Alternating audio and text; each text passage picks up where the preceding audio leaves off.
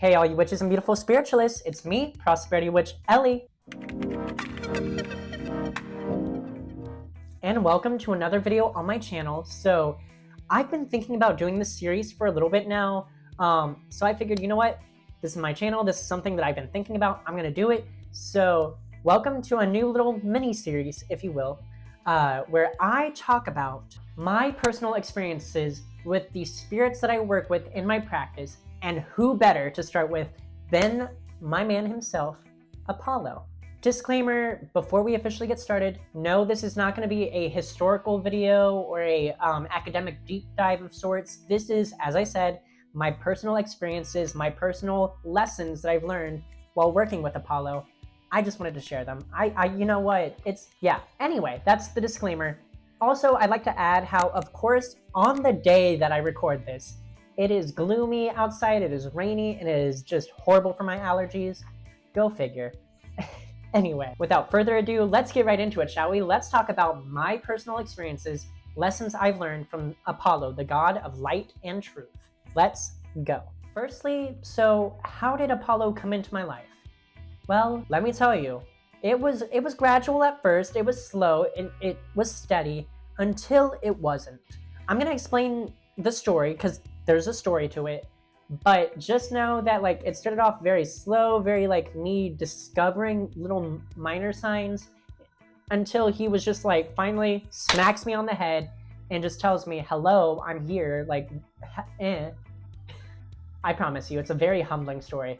So this is what happened. Picture it, 2019, I am fresh out of high school, I am just barely a college student, even though I dropped out, officially living on my own and basically discovering who I am as an individual in what was that society.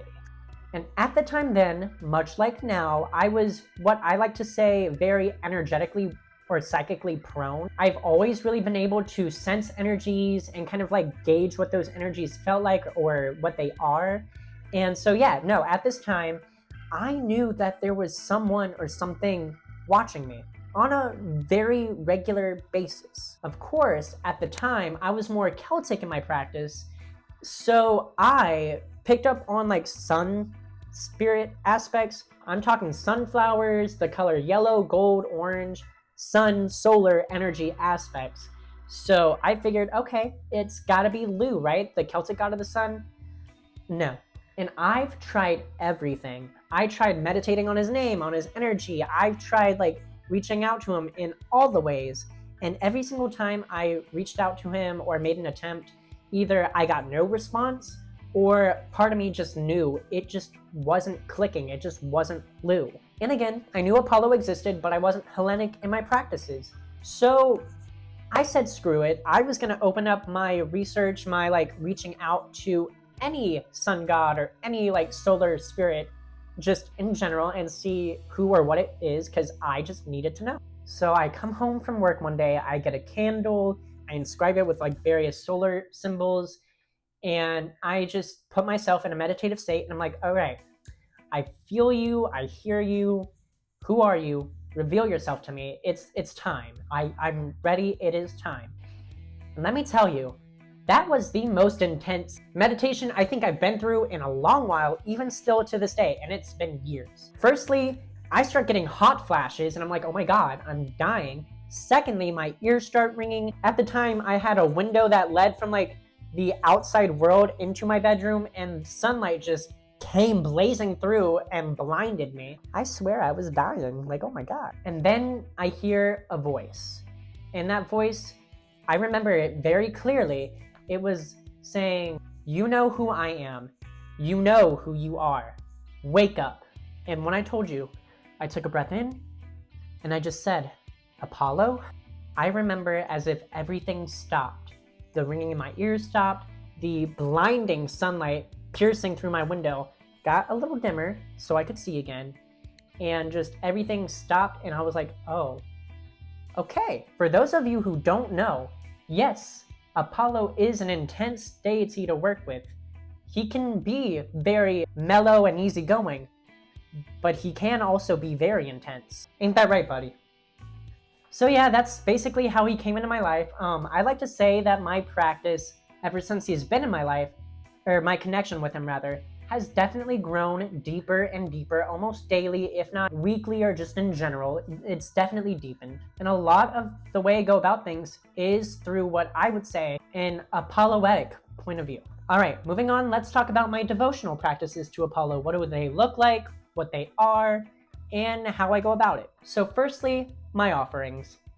So typically what I give Apollo as an offering is anything that I am willing to drink. I do mostly drink offerings just because that's easier for me. I love tea, I love coffee, and when I make myself a cup of tea or coffee, I also make him the same cup of tea or coffee for multiple reasons, but also because from what I've learned, at least for me, it helps me feel way more connected to him when we essentially share a drink. I also find it very personal and very to myself. If I like a drink, of course I want to share it with somebody. So of course I'm going to share it with my spirits. And honestly, from what I've noticed, 9 times out of 10, a lot of the drinks that I like, he also likes. So it works out. As for my rituals, I have a very ritualistic kind of devotional practice with him, specifically on Sundays, because, well, Sunday. On Sundays, I typically put on this veil because for me, it's a way to get in the, again, as I said before, the apolloetic mindset. I light his candle, I light some incense for him, and I give him his libation. On a typical Sunday, you would find me at this altar for hours upon hours throughout the day, just chilling with him, drinking with him, talking to him, praying to him, just being a very good, in my opinion, Apollo devotee. As for my daily life, Apollo influences my daily life in a multitude of ways. Firstly, again, as most of y'all know, he is the god of creativity, right? So a lot of my creative pursuits, that being content creation like this, that being me working on ad campaigns for my side hustle, I always just do it with him in mind because, again, him being the god of creativity, to me, it's like, I guess it's like another way for me to devote something to him and to honor him is just by being creative. So I try to do anything I can in a creative outlet just as a means to honor him. As for decisions and more personal things, I was once told by a very close friend of mine that they see me as always having like a light on my shoulder or just being this essential beam of light wherever I go, especially when I make decisions, because I always make decisions that would, if not benefit me overall, then benefit everyone that it can affect.